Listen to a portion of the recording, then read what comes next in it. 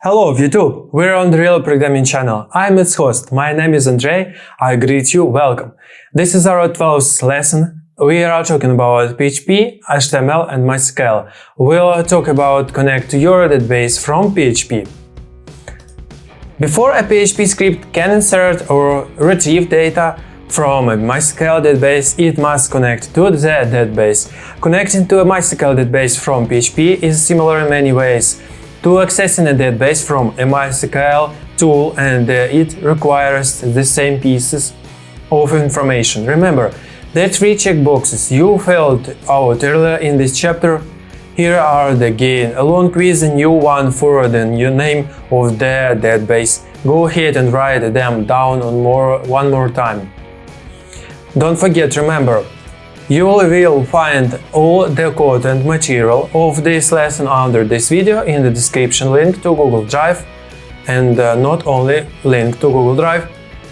Your web hosting service or webmaster may tell you this first MySqL server location, IP address as host name.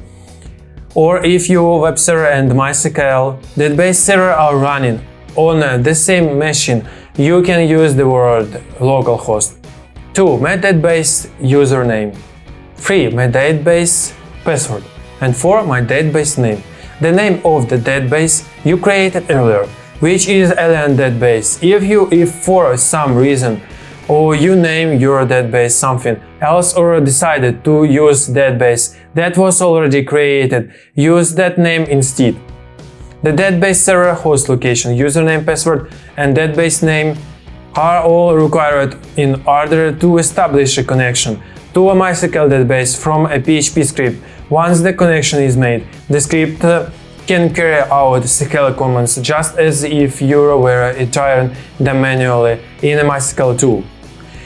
Your own four pieces of connection data will be different than this. Any PHP script that stores or retrieves data from a MySqL database must first establish a connection with the database using the four pieces of information. This is the database and table we just created. The table has a name is an abduction and doesn't enter the picture until you start using SQL commands. The database name is an updated database and is necessary for a script to communicate with the database. Insert data with a PHP script. Using a MySqL query from PHP code first requires you establish a connection with the database. Then you build the query as a PHP string. The query isn't actually carried out until you pass along the query string to the database server. And finally, when you finish querying the database, you close the connection. All of these tasks are carried out with PHP script code. Here is an example that inserts a new row of alien abduction date.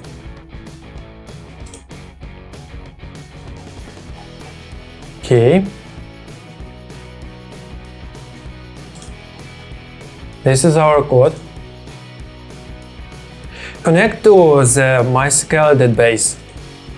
This should be your four values, not ones. You may be able to use localhost for your database location instead of a domain name.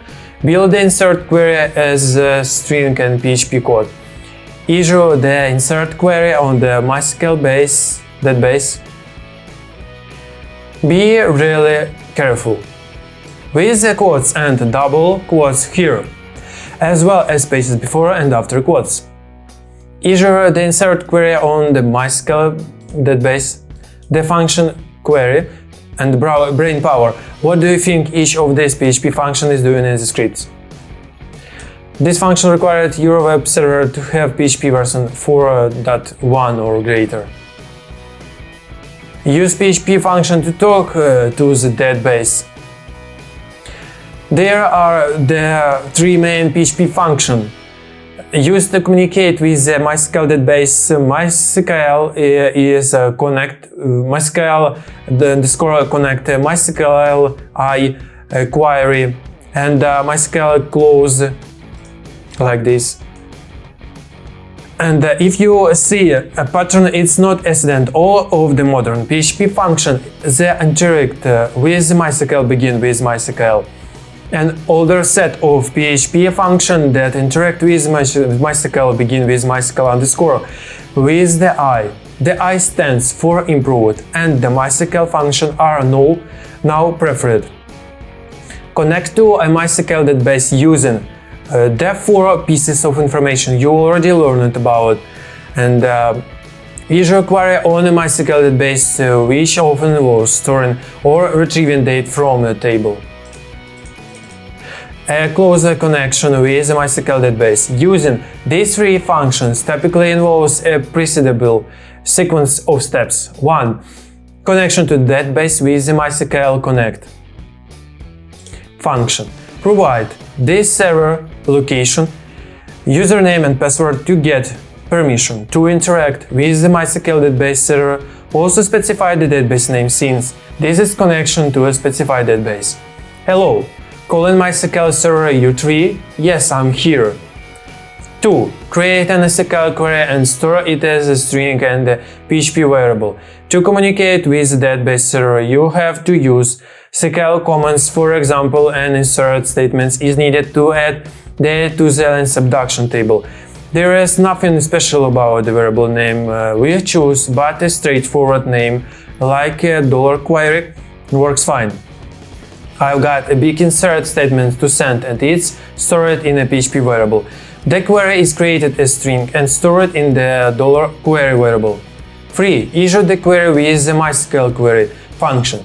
Use the $query variable with the MySQL query function to talk to the MySQL database server and the data to the element subduction table. And you have to tell MySQL query both the name of the connection you created back in step 1 and the name of the variable that hosts your query from step 2.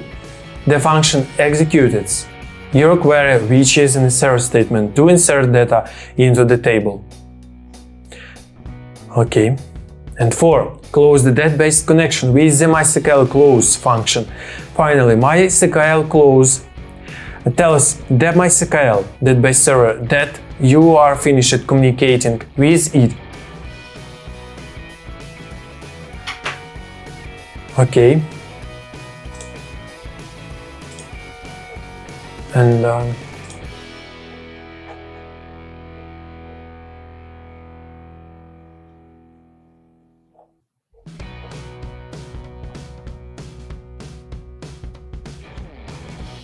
not this.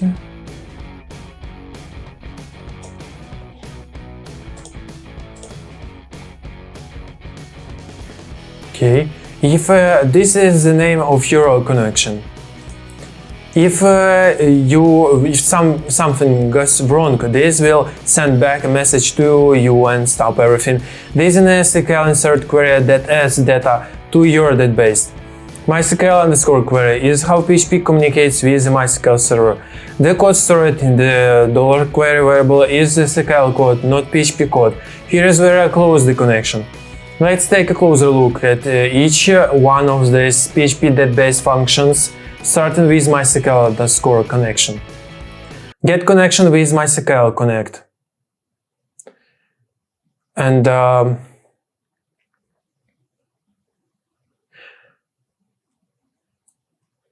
we will talk about this in the next lesson. And here is our 12th lesson about HTML. PHP MySQL is over. Thanks for watching. Subscribe to my channel, please. Put likes, share with friends, comment, eat bananas, eat chocolate, drink more water for the brain, do exercise every evening, preferably after you have done all the work. And that's all. Thank you. Bye.